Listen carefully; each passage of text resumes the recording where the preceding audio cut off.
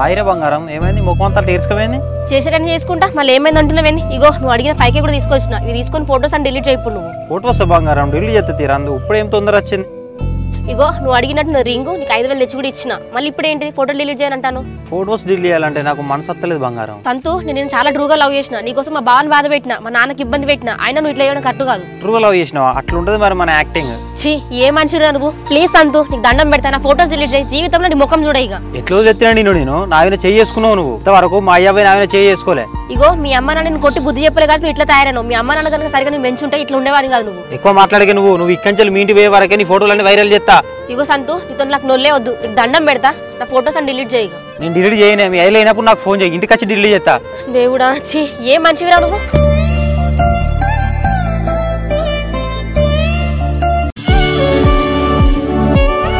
Hello సంధ్య. ఏమరా Anvesh, phone లేదు message లేదు, ఏం చెప్తాను? చేసేదే ఉన్నది, మన ఇంటర్వ్యూ ఉన్న దానికోసం అని చెప్పేసి ప్రిపేర్ అవుతాను. నువ్వు అక్కడేమో ఇంటర్వ్యూకి ప్రిపేర్ గా, ఇక్కడ మా అమ్మ ఏమో నాకు పెళ్లి చేద్దామని ప్రిపేర్ అవుతుంది.